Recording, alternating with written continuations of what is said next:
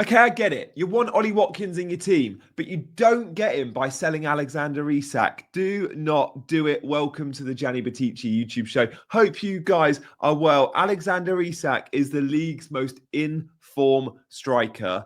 He's a brilliant FPL asset. And of course, Ollie Watkins is a good one, but that is not a swap I think you should be making. And in today's episode, we're going to be talking about how you can get to Ollie Watkins, who you could be selling and who you shouldn't be selling to get there. So, guys, without further ado, let's get started with, I guess, the elephant in the room, which is more about Ollie Watkins' fitness. Now, we know he didn't play in the FA Cup, but that's fine, right? We don't expect him.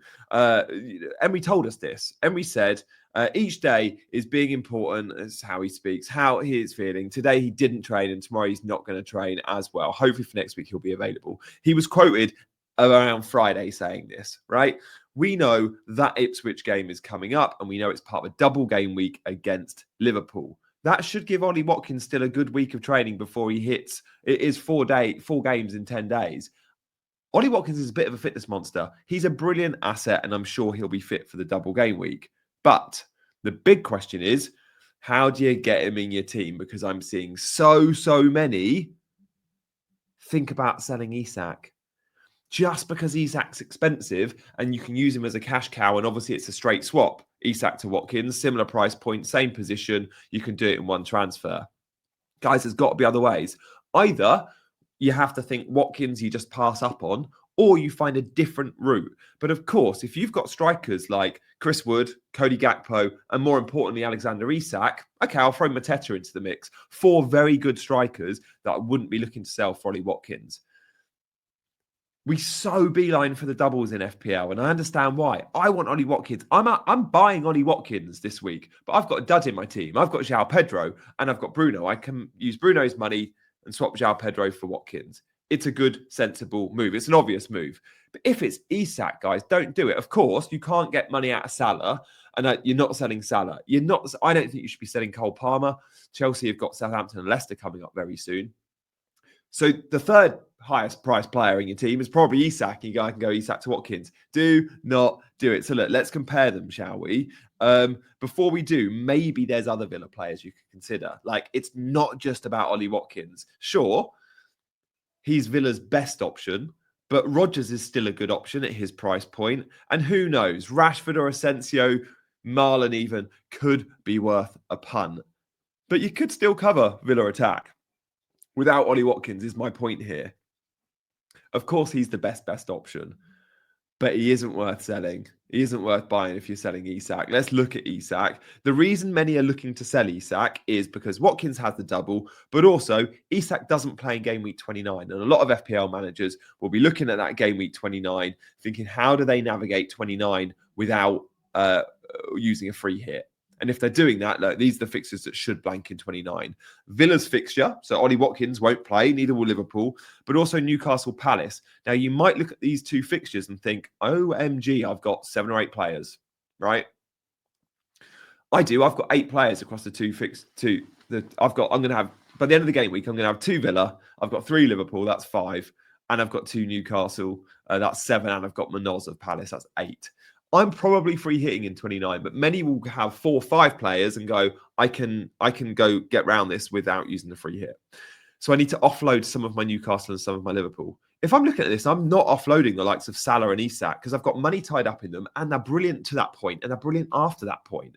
And again, when we think about after game week 29, straight away you look at Isak's fixtures from 30 and 31, it's Brentford and Leicester.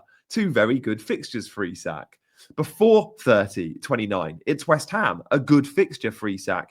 And even before that, let's not look at Man City and Forest and Liverpool, but Man City up next. Let's not look at Man City and think that Isak's not going to get points against them. Like, going to the Etihad is not a tough fixture at the moment. Leyton Orient scored against City at the weekend. So sure, Watkins has the double, but Watkins' fixtures are hardly brilliant.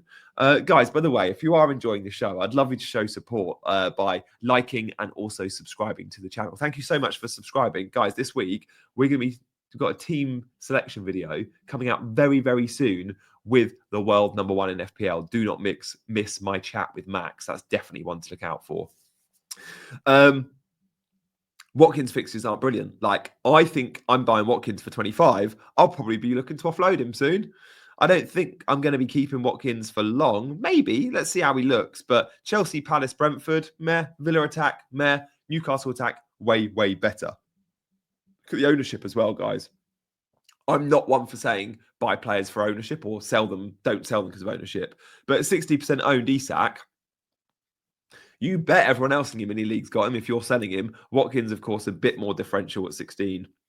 And there's 0.6 between them. The form rating is 4.8 for Watkins, and points per match is points per match, and Isak up there at 6.9. He is smashing it, Isak. And by the way, can I just mention Isak and drop a comment and let me know who you think the best striker in the world at the moment is. Isak's definitely up there. Isak's definitely up there. I'd say he's in my top 3. And the reason being, like, I've not seen a forward cause centre backs so many problems. Like, when I watch Gabriel and Saliba, firstly, playing up front, right? Number 9. Stay tuned. I've got loads more on this in FPL, but just to sidetrack, number 9s have a really tough job because they're the one position on a football pitch where often they're double marked because teams don't play with 2 strikers anymore. So therefore, the number 9, Isak, the lone striker, is marked by both centre-backs more often than not. Back in the old days, it would be 2 forwards and 2 centre-backs. It'd be one-on-one duels. Isak's got it difficult. Gabriel and Saliba should be able to look after any number 9 in world football. 1, because they're awesome, and 2, because there's 2 of them against 1. Well, Isak ruins Gabriel and Saliba every time he plays them. We just saw it in the EFL Cup in the week.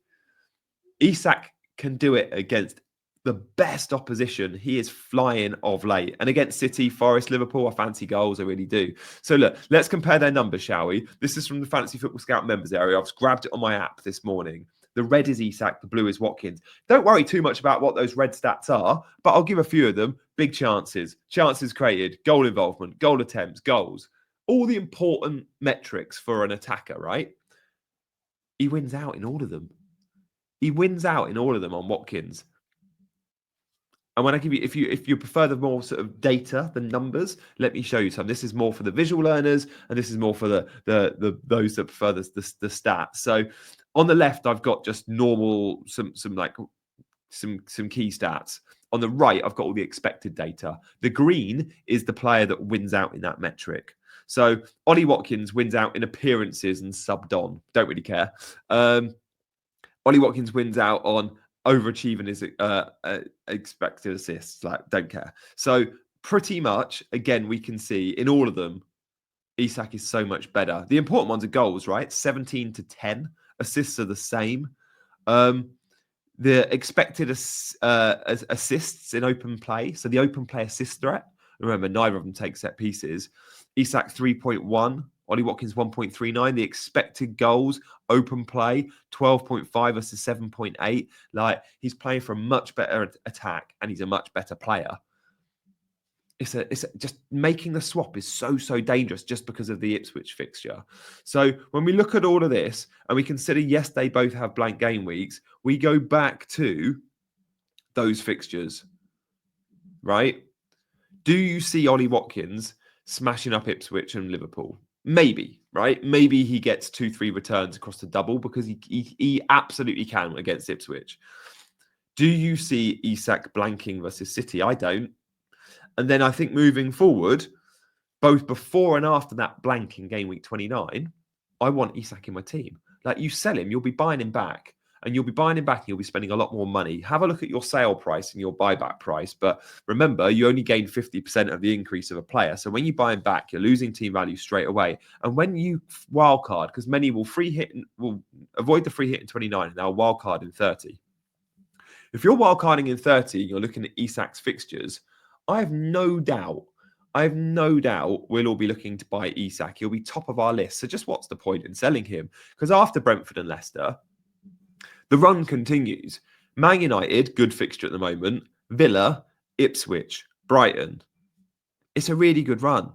Now, they are also likely to have a double game week in 33 because they've got that rescheduled fixture versus Palace that isn't dropping into game week 25 like the other doubles from the EFL Cup. So Crystal Palace is likely to be a double game week in 33 alongside Aston Villa. So again, you'll be buying him back. You'll want double Newcastle attack again because it's like, oh, they've got a double game week in 33. I just don't see the value in selling him. Now, if you own Chris Wood, could you consider selling Chris Wood to Watkins? Again, this is so risky because every time we look at Wood and think is going to stop performing, he absolutely continues it. I don't care too much about Wood's fixtures. A bit like Isak, he's sort of fixture proof as Chris Wood. He's had a 17-pointer and a 12-pointer in the last 3 weeks. The fixtures are Fulham, Newcastle, Arsenal, City. Not great, but Chris Wood doesn't need great fixtures. I don't think I'd be selling Chris Wood for Ollie Watkins. Cody Gakpo is another one. Could you sell Gakpo? Absolutely not. Like, Liverpool have got double game week. You're not going to sell Gakpo. Even if he starts one of them, you fancy points against Wolves. Guys, I think if you've got a João Pedro, if you've got someone like Raul Jimenez, there are forwards out there you might be able to upgrade. Nicholas Jackson, easy sell. Some are still on a Delap or a Vardy, easy sells. But obviously, there's a huge price difference. So with that in mind, if you've got that huge price difference, you need money out of someone. There's midfielders you can downgrade. I've got Bruno, easy downgrade. Easiest decision of the week for me is to downgrade Bruno to a Bournemouth mid and go João Pedro up to Watkins. But there are other midfielders out there, like an Mbeumo, I wouldn't want to downgrade. Anthony Gordon, you could possibly downgrade, although I still like Gordon. So, guys, have a look at your team. Don't move heaven and earth for every doubler that comes up. You don't have to do it. There's other doubles we can get excited about. And there are other Villa attackers you can get excited about. Like, maybe you can take a punt elsewhere. I think Rodgers is still a really good option. And maybe one Villa attacker is enough. So, guys, cool it a little bit on Watkins. I am buying him. Remember as well, we need to see training ground pictures this week. We've been told he'll be back in training this week. We have to see it. We have to see it or we can't go there because he'd have been out for a couple of weeks. Missed the FA Cup game. 4 games in 10 days. He is a fitness monster. If he's fit, he'll be fine for 4 in 10. You might see an early sub or 2, but I do back him for 4 starts if he's fit. And I expect Emery will tell us because Emery is one of those managers. Oh, by the way, guys, have you seen my members offering? If you fancy supporting the channel in any way, shape or form, you can by joining the squad. Extra videos for squad members, and I get back to all your comments. And then the ultras get all of that stuff, but also inclusion in the WhatsApp group, which is always lively, the WhatsApp group. You'll love it if you join it. I keep it a small group, but there's some well-known faces in that WhatsApp group. You'll be familiar with a fair few of the people in there. Guys, on your way out, if you want to support the channel by liking and subscribing, you can do that too. I'll be back with a chat with the world number 1 in the next 36 hours. Keep your eyes and ears peeled for that one. And my team selection will be out later this week. Thanks for watching, guys, and I'll see you soon. Bye-bye.